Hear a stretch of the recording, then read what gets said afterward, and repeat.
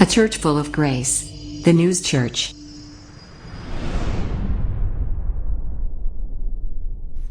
할렐루야. 잘 지내셨습니까? 또 반가운 분도 뵙고 건강한 모습으로 뵐 수 있어서 너무너무 감사합니다. 오늘 본문 말씀을 가지고 나눌 은혜의 제목은 여호와의 구원과 계획. 하나님께서 이미 우리를 이 땅에 태어나게 하신 그 목적이 있겠죠. 또 목적이 있었으면 그 목적 가운데 어떻게 쓰실 계획도 있다라는 겁니다. 오늘 이 말씀을 가지고 하나님의 말씀으로 은혜 나누도록 하겠습니다. 정말 반가운 분들이 많이 오셨네요. 이게 조금 저음을 조금만 빼주, 하이도 조금만 빼주세요. 그러니까 우리가 가지고 있는 것들 중에 보면 참 많은 물건들을 가지고 있는데, 이제 그 중에 보면 우리가 선택을 할 때 좋은 것과 조금 덜 좋은 것, 그리고 내가 조금 이제는 이제 더 이상 쓸 필요가 없다라고 생각해서 좋지 않다라고 여기는 그런 물건들이 구분이 되어져 있습니다. 그런데 이제 아무리 내가 귀하게 값지게 여기는 그런 좋은 물건들이 있다 할지라도 그것을 내가 귀하게 쓰지 않으면요, 귀하게 되질 않습니다. 또 귀한 것을 가지고 계속 쓰다 보면 어느 순간에는 그것이 귀한 것인지조차도 잘 모를 때가 있어요. 근데 여기 남자분들이 계시니까 다들 뭐 그렇지 않아요. 어렸을 적에 아마 그런 생각을 해보신 적이 있을 겁니다. 좋은 것이 있으면 그거 한번 갖고 싶어가지고 온갖 땡깡을 부려가면서 부모님한테 그것을 얻어내려고 합니다. 그래서 결국 그걸 어머니께서 아버지께서 사주시고 나면 한참은 좀 신나게 갖고 놀다가 어느 순간 실증을 느껴버리면 그게 그렇게 귀했던 것인데도 불구하고 한 구석에 처박아 놓고는 또 다른 새로운 것에 대해서 관심을 갖게 될 때가 우리가 바로 많이 있었던 게 우리의 생활이에요. 좋은 물건을 귀히 여기는 마음이 생겨야 하는 것, 그것이 실령 좋은 물건이든 나쁜 물건이든 간에 내가 쓰는 사람이, 목적하는 사람이 그것을 얼마만큼 좋게 여기느냐에 따라서 그 평가의 가치는 달라질 수 있다라는 겁니다. 그래서 사람은 자기 자신이 머물고 있는 곳에서 한 번쯤은 뒤를 돌아보기도 하고 또 한 번쯤은 밑으로 내려가 보기도 해야 할 필요성이 있다라는 거예요. 그것으로 인해서 우리가 항상 과거에 연연해서 살 필요는 없습니다만, 감사하는 마음이 생기는 것조차도 무엇이냐면 지금의 내 모습이 아니라 과거의 내 모습, 또는 전의 내 모습을 돌아보면서 지금의 내 삶에 얼마나 감사한지를 깨달아 봐야 한다는 그런 지혜를 얻어야 한다는 겁니다. 주어진 환경과 조건 속에서 내가 과거에 비하면 지금 얼마만큼 좋은 것인지, 잘 살고 있는 것인지, 또는 과거에 비해서 지금 내가 얼마만큼 잘못 살고 있는 것인지를 돌아보게 될 수 있다라는 겁니다. 매년 8월 15일은 한국에서는 이제 광복절이라고 하죠. 일제 침략과 압제에서 자유를 얻게 되었던 그 해방을 얻은 우리는 이 날을 광복절이라고 합니다. 근데 저는 일본에서 살아왔기 때문에 일본 사람들은 똑같은 8월 15일을 뭐라고 하냐면요, 종전 기념일이라고 해요. 전쟁이 끝난 날이다, 이렇게 표현을 합니다. 자, 일본 스스로는 그 전쟁이 끝난, 전쟁의 악몽에서부터 헤어져 나온 종전 기념일이라고 표현을 하는 것이 이유가 있더라고요. 자, 1945년 8월 15일 다들 아시는 그 광복절, 한국 사람들은 남녀노소 가릴 것 없이 온 거리로 뛰어나와서 태극기를 흔들고 대한독립 만세를 외쳤습니다. 그리고 기쁨의 눈물을 흘렸죠. 그런데 여러분 그거 아세요? 만세운동 또 대한독립 선포했던 그 33인 중에 80%가 크리스찬이라는 거. 그리고 대한민국의 한국 근대사에 보면 한국 교회들이 얼마나 많은 영향력을 끼쳤고, 대한민국이 근대 생활에, 한국 근대 시대에 돌아오면서 영향력을 받고, 기독교의 영향력을 받고 성장해 왔는지를 알 수가 있습니다. 유관순 열사 아시죠? 그분도 크리스찬이었다는 거 아십니까? 그분이 발표가 되진 않았습니다만 평양신학교의 학생이었습니다. 또 우리가 그렇게 광복을 누리면서 기쁨의 눈물을 흘린 이유가 뭐냐? 나라를 잃고 주권을 빼앗기다 보니까 언어도 빼앗기고 이름도 빼앗겼어요. 그래서 우리나라에 보면 무슨 자, 미자, 옥자, 말자, 금자 막 이렇게 자라고 쓰는 이름을 많이 가진 어머니 세대의 분들이 있습니다. 그 자가요, 무슨 뜻이냐면 무슨 꼬예요. 아침에 태어난 딸이면 조자입니다. 아사코. 일본 이름이 그래요. 또 뭐뭐뭐뭐 이치히로, 니히로, 이거는 뭐냐면 첫째 아들, 둘째 아들이에요. 김씨 집의 첫째 아들. 산 밑에 산 밑에 밭 농사하던 사람 집의 첫째 아들이 야마다 이치히로입니다. 이게 일본 사람들 이름의 습성들이에요. 이것이 얼마나 이름도 빼앗기고 언어도 빼앗기고 나라도 빼앗기고 주권도 빼앗기다 보니까 그것이 나중에 광복을 통해서 얻었을 때 얼마나 소중하고 기뻤는지 그 기쁨에 다들 뛰어나가서 대한독립 만세를 외쳤던 겁니다. 자, 오늘날 대한민국이 세계에서 자랑할 만한 경제력과 기술, 그리고 여기 무슨 우리 지금 기술 쪽으로는 전문가분들이 와 계시는데요. 세계에 자랑할 만한 그런 경제력과 기술을 언제부터 우리가 가질 수 있었느냐? 그 불과 얼마 안 돼요. 전 세계 128개 국가를 다 뒤져봐도 이렇게 짧은 시간 내에 고도의 성장을 할 수 있었던 나라는 대한민국밖에 없다라는 겁니다. 그래서 미국의 오바마 대통령조차도 대한민국을 배워라 라고 이야기를 했을 정도예요. 우리의 과거에 모든 것을 빼앗긴 아픔이 있었고 그것을 되돌아보고 다시는 그렇게 빼앗기지 말자라는 생각들이 절절했기 때문에 새벽마다 일어나서 운동을 하고 또 마을을 가꾸고 또 어디 뭐 외국에 파병을 가고 또 해외에 근로자를 수출해 가면서 나라를 키워간 것이 바로 이 대한민국이라는 것입니다. 그 근간은 과거에 우리가 받았던 힘듦과 고통이 있었기 때문이에요. 자, 문제는 오늘 우리 시대의 사람들이 우리가 누리고 있는 것, 이 많은 것들을 이제는 당연한 줄로 압니다. 여기 다 아실 거예요. 예전에 몽당 연필이라는 것, 모나미 볼펜 깍지 뒤에 요만큼 잘라져서 나중에 연필 깎기에 들어가서 깎이지도 않을 정도로 그 몽당 연필 하나를 쓰는 날이 있었습니다. 또 이제 미색종이라 그러나요? 시험지. 그 시험지에다가 연필로 쓰고 그 위에 볼펜으로 쓰고 새까맣게 될도록 몇 번씩 거기다가 연습을 하는, 그렇게 아껴 쓰는 그런 시절이 있었습니다. 근데 요즘 아이들, 우리가 음악 학원을 하잖아요. 피아노 밑에 청소를 하면요, 연필이요 한 이만큼씩 나와요. 몇십 자루가 나옵니다. 근데 연필의 길이가요 이만해요. 한 번 깎아서 쓰다가 잃어버리면 아이들이 그걸 찾지를 않는 시대가 요즘 시대라는 겁니다. 왜? 조금만 나가도 흔하게 살 수 있는 게 연필이고 공책이다 보니까 아이들이 그거에 대한 소중함을 모르더라 이 말입니다. 남들과 비교하면서 상대적인 박탈감으로 오는 불만과 불평 속에 살아가면서 서로를 미워하고 원망한다면 우리는 다시 한번 과거처럼 또 그 아래로 다시 떨어지는 그런 시대가 올 수도 있다라는 겁니다. 그렇기 때문에 과거 것을 잊어버리고 사는 것은 불행한 것입니다. 나의 과거를 기억하고 되돌아보면서 사는 것은, 이것은 다시금 그런 전철을 반복하지 않겠다고 하는 나의 각오 속에서 목표가 주어지는 것이고, 그 목표를 통해 내 뜻을 이뤄나가는 건데, 중요한 것이 있어요. 여기서 내 뜻만을 이루고 가는 사람은 실패를 경험합니다. 내 뜻만을 이루기 위해서 가는 사람들은요 곁다리 길로 빠지기도 잘합니다. 그러면 우리가 빼앗길 수 있었던 그런 것들을 다시 회복하고 이제는 다시금 빼앗기지 않을 수 있을 만큼의 바른 길로 갈 수 있는 방법들이 있는데, 그렇게 자유를 누릴 수 있도록 도와주시는 분이 있었다는 건 바로 하나님의 계획이라는 것이 있다는 겁니다. 오늘 이 자리에 나오신 분들이 바로 그분들이에요. 하나님의 계획 가운데 바르게 그 길로 걸어가시는 분들입니다. 그럼 그런 분들이 실패가 있을까요? 좌절이 있을까요? 억울함이 있을까요? 고난이 있을까요? 이제부터는 그런 것은 다 떠나가는 것입니다. 다만 한 가지, 아버지께서 가자고 하는 그 길에 우리가 순종하며 나아갈 때 먼저 그 길이 아버지의 길인지 맞는지 그것을 확인하고 가는 우리의 노력은 필요하다라는 겁니다. 우리의 노력도 없이, 나는 노력도 안 하고 아버지가 다 주실 거니 그냥 누워있으면 아무것도 돌아오는 것은 없다라는 겁니다. 아무리 아버지께서 그냥 주시고자 해도 우리가 달라고 손을 내밀고 그 받을 그릇을 만들어서 들고 가야 그곳에 받을 수가 있다라는 겁니다. 21세기 대한민국은, 번영은 결코 우리 혼자만의 힘이 아니라는 겁니다. 1980년대, 1970년대 변화무쌍했던 그런 대한민국의 역사 가운데 우리나라가 급성장을 할 수 있었던 그것은 우리 어머니 세대의 무릎 꿇은 눈물의 기도가 이 한반도 땅을 뒤덮었기 때문인 줄로 저는 믿습니다.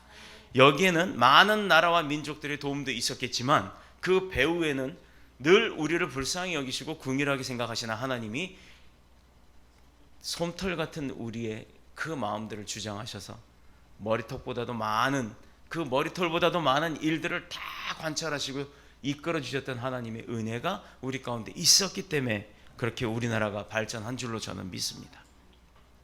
또 하나님 이외에는 구원의 소망이 없는 줄 철저하게 믿고 또 늘 무릎 꿇고 기도하면서 그 믿음으로 살았던 우리 믿음의 선배들이 있었기 때문인 줄로 믿습니다.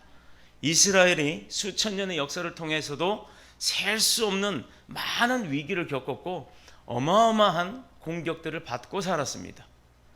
역사에서 그럼에도 불구하고 역사에서 사라지지 않고 오히려 그 작은 이스라엘이 경제, 정치, 문화, 교육 등에서 세계적인 힘을 자랑하고 그 중동 지역의 작은 나라, 적국으로 둘러싸여 있는 그 작은 나라에서도 그 끈질긴 생명력을 가지고 세계에 당당하게 선포하고 살 수 있는 그 영향력은 대체 어디서 온 걸까요? 그들이 바로 선택받았던 이스라엘 백성들입니다. 근데 그들은요, 수많은 시간 동안 출애굽을 했던 이스라엘의 그 고난 시간들을 잊어먹지 않고 살고 있기 때문이라는 겁니다. 이스라엘은 고난 속에서 잃어버리고 빼앗겼던 영육간의 모든 소중했던 것들, 축복이 얼마나 귀했던 것인지를 그들은 잊지 않고 살았다는 겁니다. 그래서 그들은요, 지금도 하나님만을 바라보고 살아요. 하나님만을 바라보고 사는 것이 문제가 되었습니다. 그런 하나님께서 얼마나 답답하셨으면, 보고도 믿지 않는데, 봐도 믿지 않는데, 그런 하나님께서 얼마나 답답하셨으면 예수 그리스도를 이 땅에 보내셨습니까? 그런데 이스라엘 사람들은요, 아직도 예수 그리스도를 믿지 않아요. 아직도 구세주는 오지 않았다라고 합니다. 우리 믿음의 백성 형제들이 그런 이스라엘 백성들이 구원받을 수 있도록 기도해야 될 줄로 믿습니다. 오늘 본문의 말씀은 히브리 민족을 애굽에서 구원하시는 그 하나님의 그 구원의 그 사역이 이미 계획하심이 있었다라는 겁니다. 클라이막스에 해당하는 부분이에요. 하나님이 많은 일들을 행하셨지만 그 하나님께서 하시는 일들 중에 가장 클라이막스 부분이에요. 애굽 땅에 임한 10가지의 재앙으로 온 나라가 초토화된 뒤에 우리가 잘 알고 있는 바로 왕이라는 왕이 있죠. 모세가 이 형으로 삼고 또 왕궁에 들어갔을 때 같이 형 동생 하면서 자랐던 바로 왕. 우리는 그 왕의 이름이 바로인 줄 알아요. 근데 바로가 왕이 아니에요. 아멘호텝 2세가 그 왕의 이름입니다. 이스라엘이 애굽에서 나가는 것을 결국은 10번의 자기의 큰 아들이 죽음으로 인해 이제 더 이상 하나님이 두려워서 그들을 나가도록 허락을 합니다. 그래서 이스라엘은 자그마치 430년간의 애굽의 노예 생활을 마치고 자유의 몸이 되는 듯 했어요. 이제 출애굽을 합니다.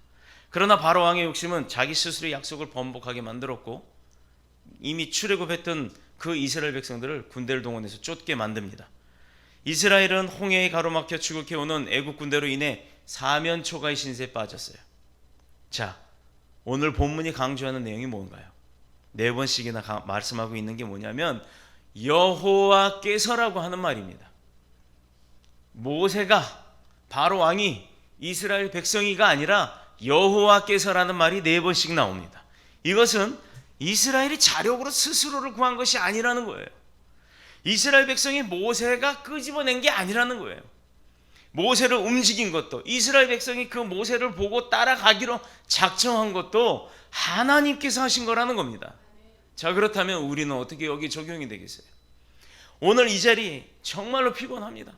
한 주간을 내내 세상 가운데서 많은 사람들에 묻혀서 그렇게 살아가던 그런 우리가 오늘 이 자리에 세상 사람들이요, 오늘 같은 날 얼마나 날씨 좋아요. 놀러 가자, 산으로 들으러. 그동안 뜨거웠는데 오늘 아침에 선선한 바람 부니까 야유회 가기 좋겠다. 이렇게 놀러 가도 돼요.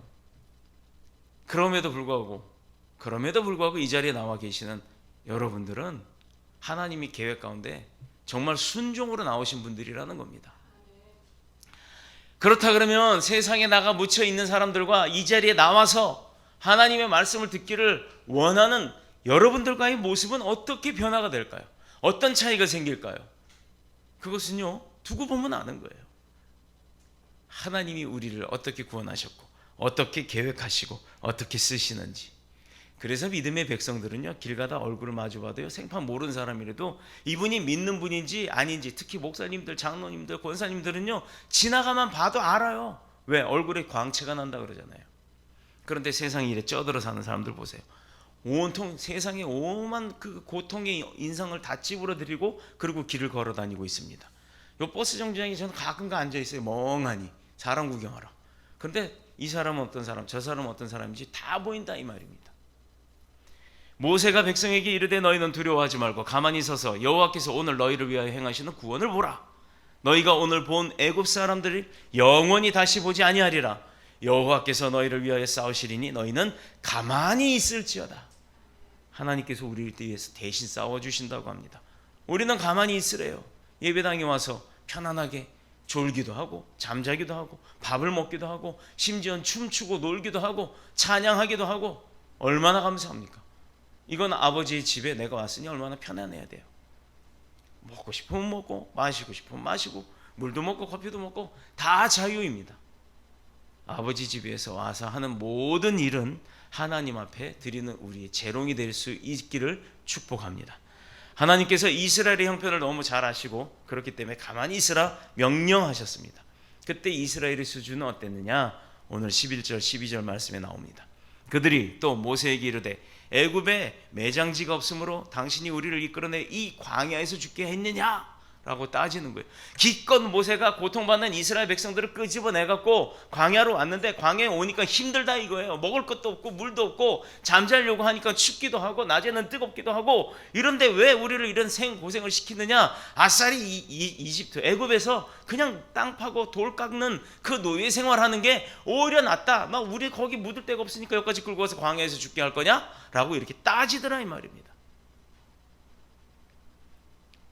어느 부자가 정말로 긍휼한 마음을 갖고 가난하게 살게 밥도 못 먹고 있는 어떤 거지를 봤어요. 그 거지를 보고 정말 마음이 안타깝고 불쌍해서 그 거지에게 밥살 먹을 돈을 주었습니다. 그랬더니 하는 거지가 그 다음날도 와요. 또 밥값 주지 않나? 또 줬어요. 그 다음날 또 옵니다. 또 밥값 없나? 또 줬습니다. 근데 이 거지가 가만 보니까 그 부자가 가만 보니까 거지가 일을 해서 노력해서 자기가 벌어 먹고 살려고 하는 그런 노력은 없고 그저 매일매일 하루 한 끼를 때우려고 오는 그 눈빛이 보이더라 이 말입니다. 또 그래서 이제 그 부자가 드디어는 밥값을 주지 않았어요. 그랬더니 그 거지와 밥값 안 줘요? 이제는 당연히 내놓으라는 듯이 얘기를 합니다. 이것이 오늘 이스라엘 백성이 모세에게 했던 행동이에요. 또 애굽 사람을 섬기는 것이 광야에서 죽는 것보다 낫겠다라고까지 저주를 퍼붓습니다. 다시 노예 생활하는 게 낫겠다 이 말이에요. 과거로 되돌아가서 그 생활이 오히려 지금의 잠깐의 고통, 평화 가운데 안식 가운데 내가 얻을 것들이 보이는데 거기까지 가는 그 고통과 수고가 하기 싫어서 예전의 모습으로 되돌아가는 게 낫겠다라고 오히려 모세를 저주하는 거예요. 이스라엘은 두려워하고 낙심하고 모세를 향해 원망을 퍼붓고 공격까지 합니다. 그야말로 하나님의 특별한 은혜가 아니면 소망이 없는 민족이에요. 그 민족을 하나님이 선택했다는 거예요. 그렇게 어리석은 민족들을. 그러나 그런 형편 속에서도 이스라엘 백성은 하나님의 구원을 얻게 되었습니다. 왜? 여기서 구원은 홍해라는 같은 장소, 같은 길에서 벌어진 두 사건을 보면 알아요.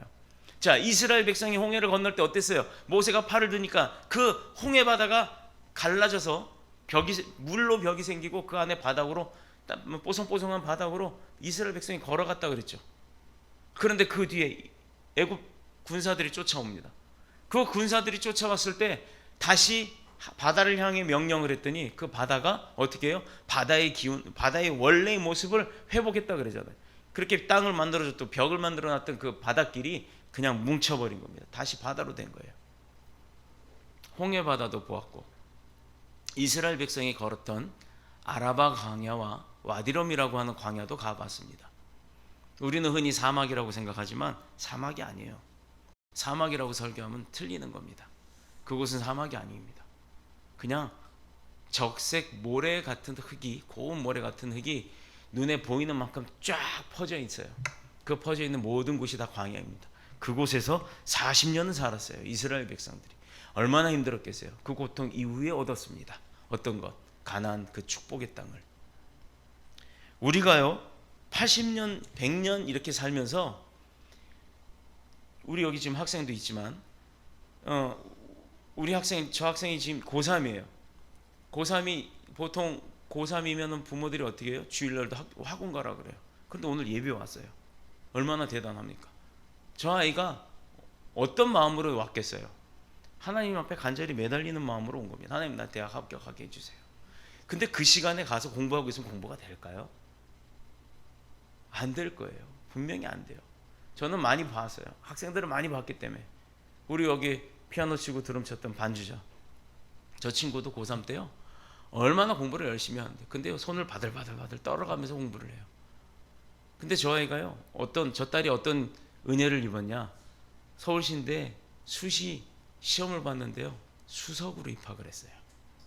장학금 다 되돌려 받습니다. 우리 여기 주방에서 열심히 우리 맛있는 음식 해준 유건사님, 이규근 집사님, 딸내미가 바로 우리 교회 솔리스트예요. 이경희 자매. 중앙대에서 장학금 다 휩쓸고 살아요. 이 아이들이 어떤 아이들이냐? 하나님을 찬양하는 사람들입니다. 하나님의 구원의 목적과 계획 가운데 서 있는데, 서 있는 것 정도가 아니라 아주 정확하게 달려가는 자매들이에요. 그러니 하는 것마다 다 잘 됩니다. 저는 그래서 그런 경험들을 많이 봤고, 하나님이 하시는 것을 봤어요. 경험했어요. 기도해서 얻는 것도 있었고 응답 받는 것도 있었습니다. 그래서 경험했기 때문에 그거를 알려주는 거예요. 그런데 그걸 안 믿어요. 그걸 안 믿어요. 이제 곧 믿는 일들이 벌어질 겁니다. 왜? 우리가 지금 여기서 기도하는 것들이 있죠. 그게 이루어지나 안 이루어지나 보세요. 저는 당당하게 얘기해요. 하나님이 어떤 분인지, 하나님이 우리 기도에 응답해서 어떻게 역사하시는지를 저는 알기 때문에 그분을 그렇게 자랑하는 겁니다. 제가 뭐 배운 게 있어요? 잘난 게 있어요? 제가 뭐 가진 게 있겠어요? 저 자랑할 거 없어요. 우리 교회는 뭐 큰 교회도 아니에요. 작은 교회예요. 그런데 이런 작은 교회에 이렇게 못난 제가 한 분은 자랑을 한다 이 말이죠. 하나님, 여호와 하나님, 예수님, 성령님만큼은 자랑할 수밖에 없어요. 왜? 제가 받은 은혜가 있고 제가 여지껏 이렇게 살아왔기 때문에. 하나님의 은혜 아니었으면 전 여기 지금 이렇게 서 있을 있는 사람이 아니에요. 뭐 개 중에는 다 아시는 분들도 있습니다만. 이렇듯 이렇게 하나님이 계획하심 가운데 이스라엘 백성이 구원을 받았다라는 겁니다. 그렇게 말 안 듣고 지질이 궁상 떨고 해줘도 달라고만 하는 사람들이었던 그 이스라엘 백성도 하나님의 계획 가운데 구원이 있었다는 이거예요. 그러나 더 큰 문제는 그 이후에 있었어요. 이스라엘 백성이 그렇게 하나님의 큰 능력으로 구원을 받았음에도 불구하고, 약속의 땅 가나안에 들어가서 축복을 누림에도 불구하고, 남의 나라와 남의 민족에게 억압하고 강탈당하고 자유를 잃었던 일들이 계속해서 이루어지는 이유가 뭐냐 이 말입니다. 뭐냐 이 말이에요. 아니, 가나안 땅 갔으면 끝나는 거 아니에요. 예를 들어 출애굽하는 오늘 딱 태어난 아이가 있어요. 그 아이가 엄마가 처음엔 들고 가겠죠. 안고 가겠죠. 근데 그 아이가 계속 하다 보니 40년을 광야에서 살았다고 했잖아요. 그럼 나중에 가나안 땅 들어갈 때 그 아이가 몇 살이에요? 40살입니다. 그 40살의 아이 머릿속에 보고 들은 것은 그냥 광야 벌판이에요. 거기서 본 게 다예요. 세상은 이렇구나. 그러던 아이가 어느 날 가나안 땅을, 요단강 넘어서 가나안 땅을 딱 들어갑니다. 세상에 이렇게 막 숲과 나무가 막 과일과 열매, 물이, 오아시스가 막 있는 그런 곳을 딱 보게 되니 이 아이가 여기가 천국이구나 라고 생각을 하죠. 참, 아이가 아니라 40살 된 그 아이가. 그러니 얼마나 감사합니까? 그럼 우리는 어떻게 해요? 하나님 감사합니다. 이 은혜 우리가 어떻게 갚을까요? 더 하나님을 높입니다. 찬양합니다. 열심히 성전 짓고 그렇게 살아야 되는데, 이 아이가 그러지 않았다 이 말입니다. 가자마자 우와 먹을 거 있는데 딱 먹기 시작하고, 와 물 있네, 그동안 씻지도 못했는데 씻기 시작합니다. 집을 짓고요, 성전을 짓긴커녕 자기 집 살 집을 짓습니다. 그러고 나서 하는 게 뭐예요? 하나님 감사합니다가 아니라, 야 이제 세상 살만하다, 눕자. 누워서 자기 시작하는 거예요. 그동안 고생했으니까.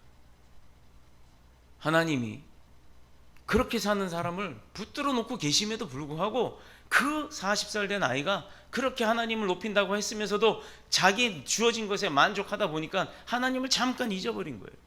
그럼에도 하나님은 그 아이를 붙들고 계시더라 이 말이죠. 그러니까 잘 생각해 보세요. 하나님의 축복 가운데 가나안에 간 이스라엘 백성이 그 이후로도 지금 시리아로부터 미사일 받죠. 팔레스타인, 가자지구라고 하는 팔레스타인 사람들이 바로 블레셋 사람들이에요. 그 다윗과 골리 싸움에 있었던 그 골리앗이 있었던 그 블레셋 사람들, 그 사람들이 지금은 가자지구의 조그만 나라에, 그 이스라엘 백성들 사는 나라에, 요만한 나라에 살고 있지만 자기네 땅 너네가 뺏었으니까 내 거 내놔 이러고 맨날 수류탄 던지고 미사일 쏘고 하는 거예요. 그런데 그 주변에 시리아도 그러잖아요. 이라크도 그러잖아요. 이란도 그러죠. 이집트도 이스라엘을 싫어합니다. 이스라엘을 가셔 보신 분 알죠? 여권에 도장 안 찍어줘요. 요만한 쪽지 하나 사진 찍어서 쪽지 하나 주잖아요. 들어갈 땐 파란색, 나올 땐 빨간색.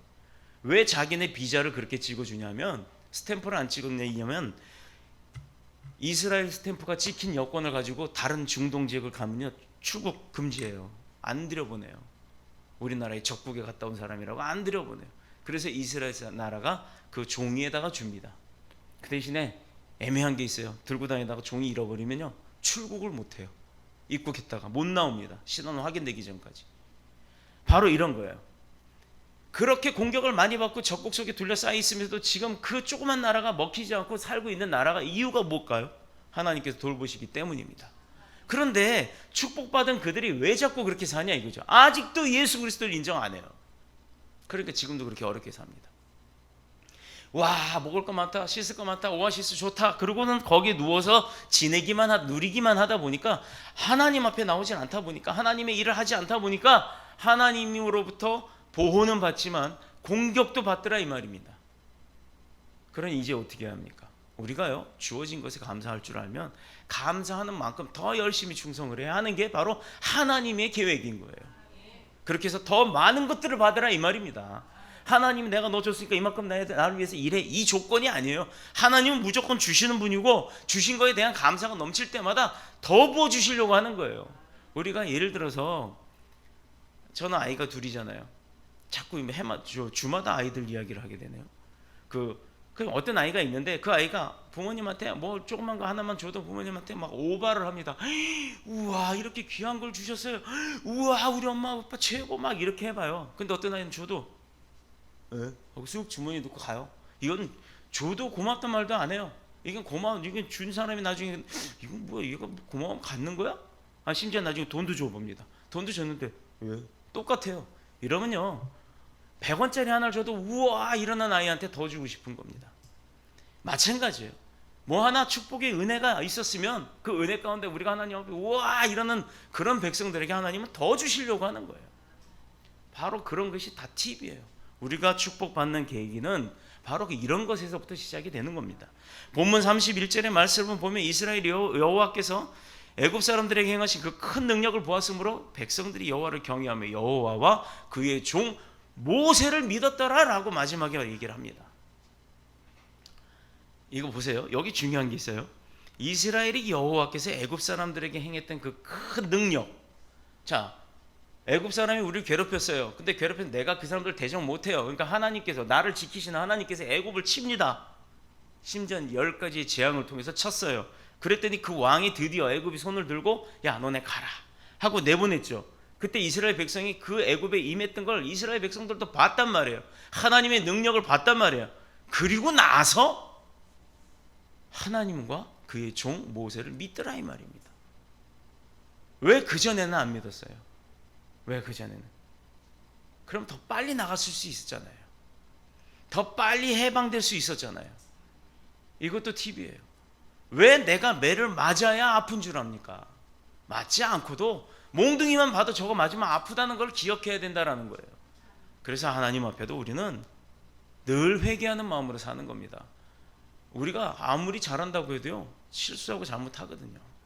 그것은 용서 못 받는 것이 아니에요. 하나님 앞에 회개할 때 늘 얘기하죠. 반복적인 회개는 똑같은 일로 자꾸 회개하는 거는 그건 반성이지 회개가 아니라는 거예요. 엄마 잘못했어요. 다시는 안 그럴게요. 빌어요. 그래서 용서해 주고 근데 며칠 안 가서 또 그래. 또 때리려고 그러면 엄마 잘못했어요. 용서해 주세요. 또 그러잖아요. 그건 반성이에요. 회개는 한 번 잘못한 걸 두 번 하려고 하지 않는 그 노력이 있어야 된다라는 겁니다. 물론 그럼에도 또 해요. 근데 똑같이 반복되는 잘못이라 할지라도 안 하려고 하는 노력이 있어야 회개가 된다라는 겁니다. 이 말씀들은 바로 그들이 큰 구원을 보고 체험하기 전에는 제대로 믿지 못했다라는 거예요.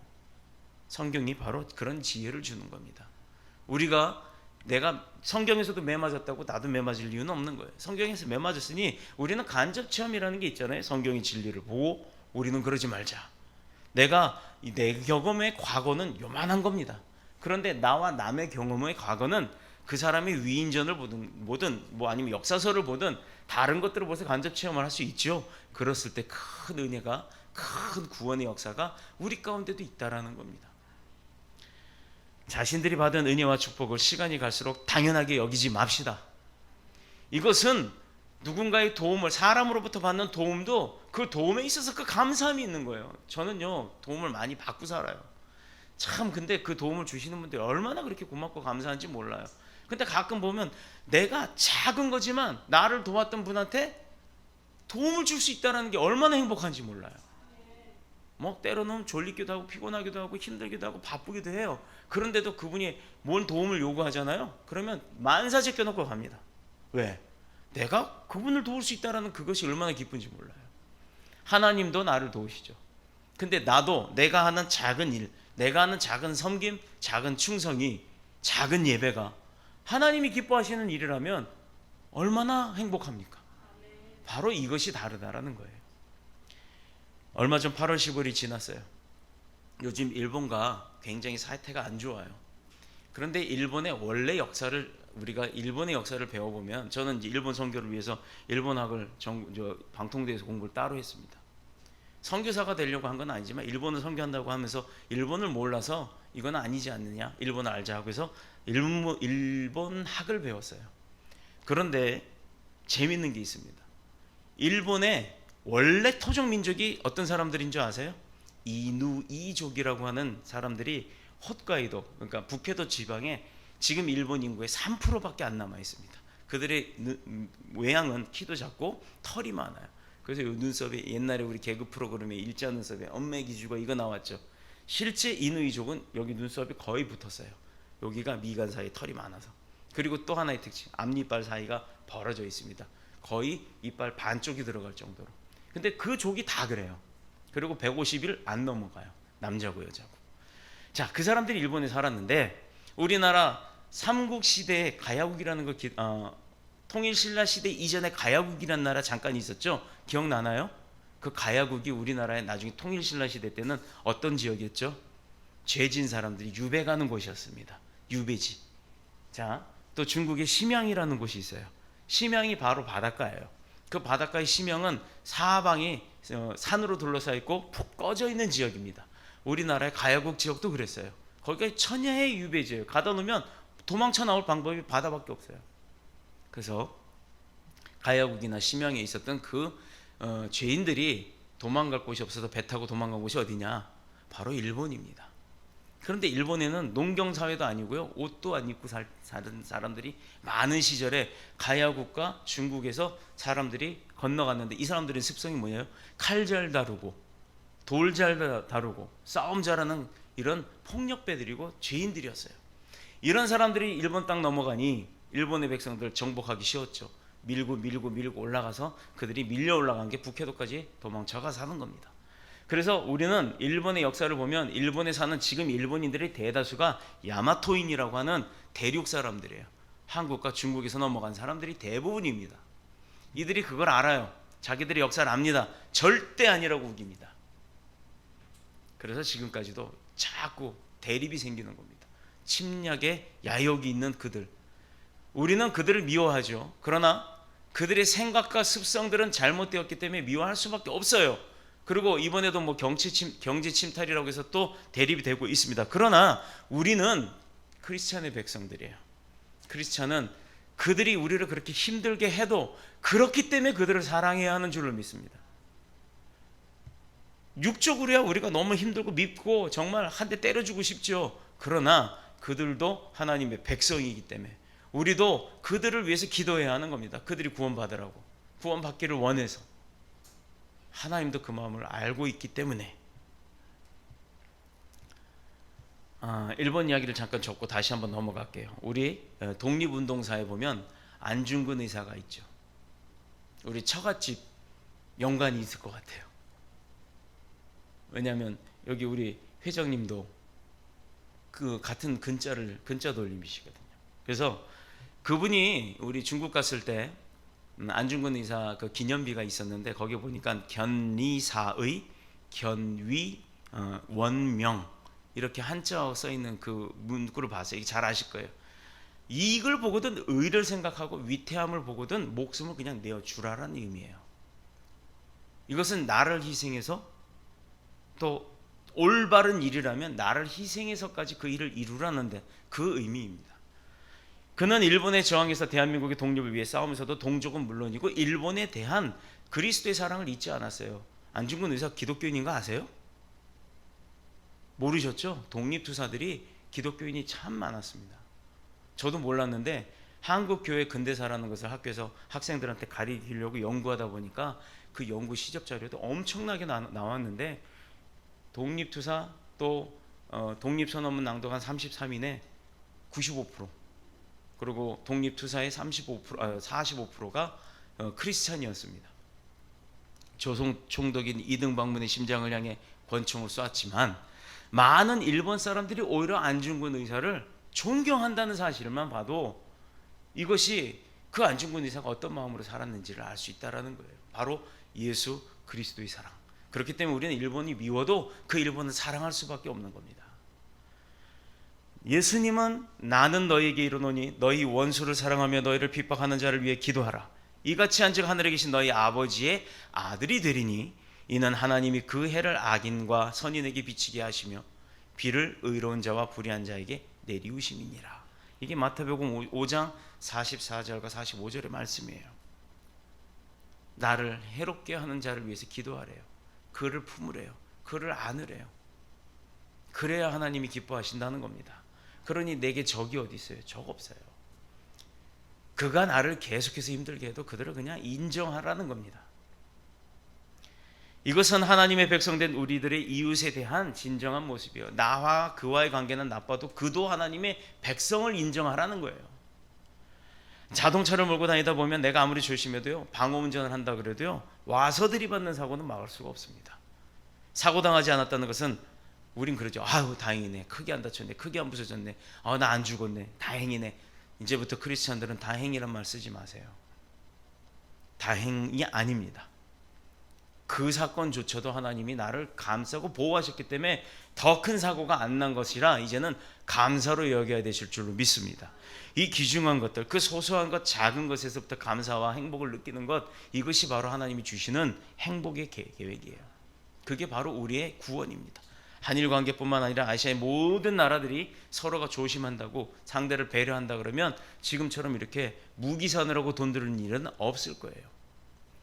하나님의 베푸신 구원의 은총과 축복들이 모든 이웃들과 함께 나누시는 그런 나라들처럼 저와 여러분도 그런 그리스도의 사랑을 전하시는 모두가 되셔서 하나님의 구원 계획 속에 행복을, 이제는 모든 행복을 누리시는, 그리고 베풀고 나누시는 저와 여러분이 되시기를 그리스도 예수님의 이름으로 축복합니다.